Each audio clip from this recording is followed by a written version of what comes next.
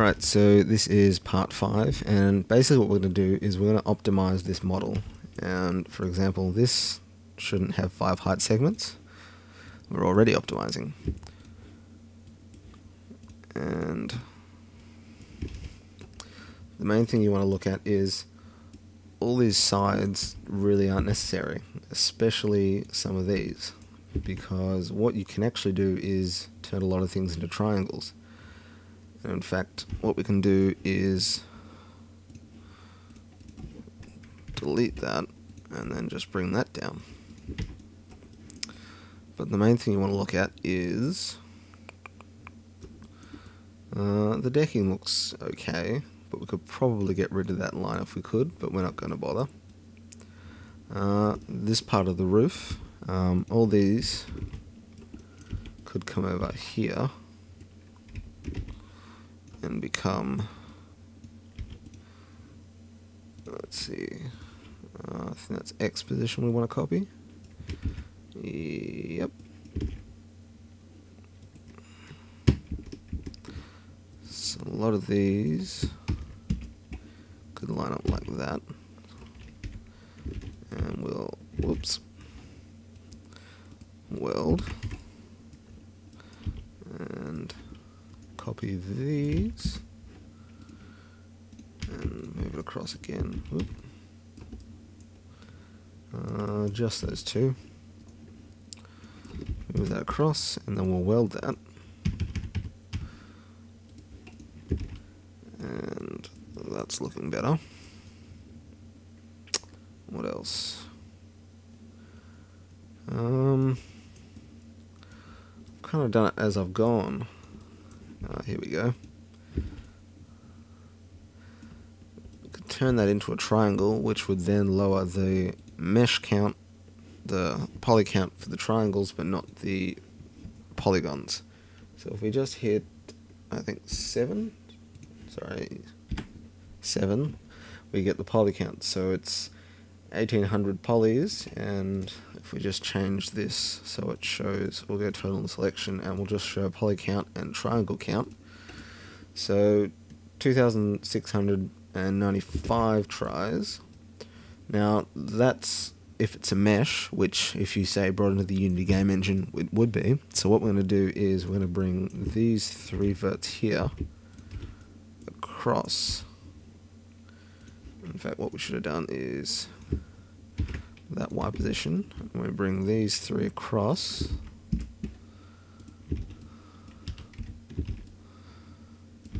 And we'll weld these.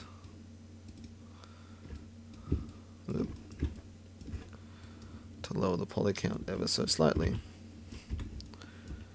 Now, by itself, this, 1 or 2 polys here and there, that's not a lot, but this does actually reduce the poly count overall quite a lot if you do all this. Now, if we scale these out a little bit, we can actually make them into triangles.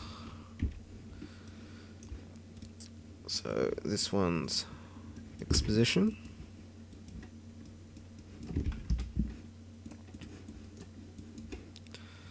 Weld.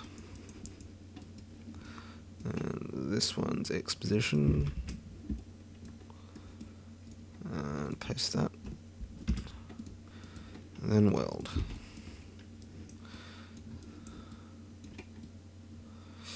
In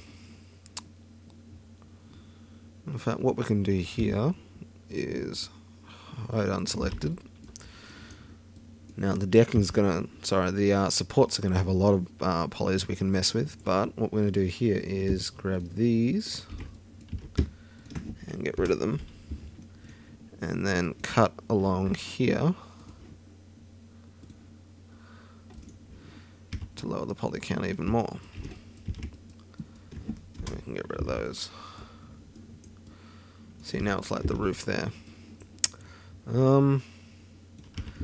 This part here would actually be a 4-sided polygon without those edges, so we're going to get rid of those. The underside as well.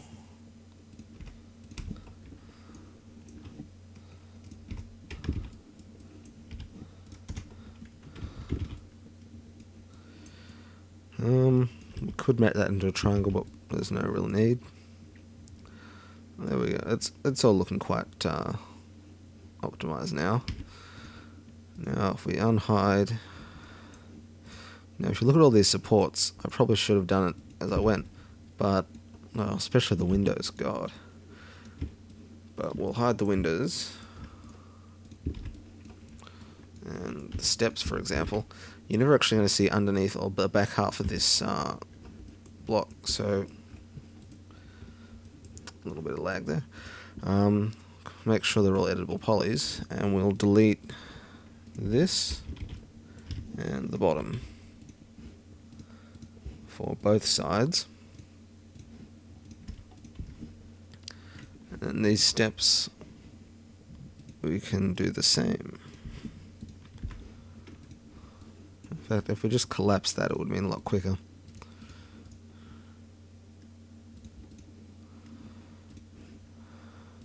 In fact, with the steps, we can actually go one further, which is you can delete the sides as well. So what I'm actually going to do is polygon and select inverse. So by doing that, these sides we can get rid of. So that's 6 polys.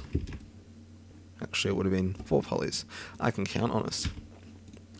Now all these pillars, these boxes, in fact one individual pillar, we'll replace them all and we'll have the same one optimized. But this one here, this square alone, sorry, this box alone, get rid of that top one because that's inside the ceiling. So we'll get rid of all of these. And then these cylinders here that we've got 5 segments of, which we've done some smoothing groups to make it look pretty, the top and the bottom of those can be deleted. So we'll just quickly go through.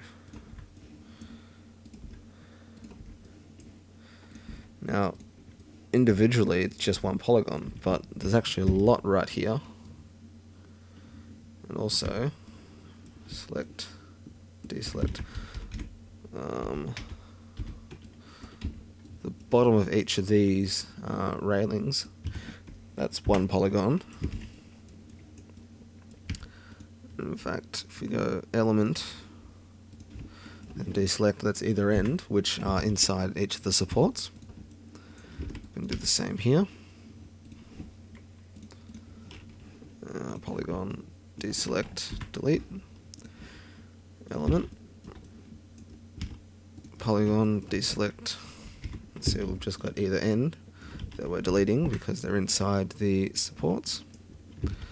Now let's go, and if we go front and then we select all of these and then go polygon and we deselect all of these, so that's the top and the bottom of each of these, which we can delete because they're inside the box parts of the pillars. Now in fact we've got all of the all of these have the top parts still there. I hate orthographic view. It should be shot and maimed and killed. Not that I have anything against it, it's just shit. And now polygon, front, deselect, and that's the top. Now I really should have looked before we started, but I'll be able to put the difference just in text or something on just in the description, I guess. So if we unhide that, that's all quite nicely optimized. I could do the windows, but the idea is I may make an interior, even though it's quite easy to just make a box and so on and so forth. I may do an interior later, but just for the sake of whatever, we'll hide those and that, and we will in fact delete. We'll optimize one just so you know what the hell I'm on about. But essentially,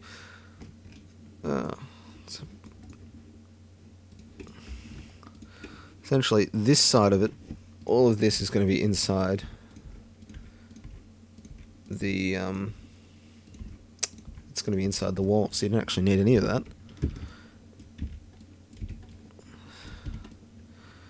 And And you could probably go one further and delete top and bottom of these.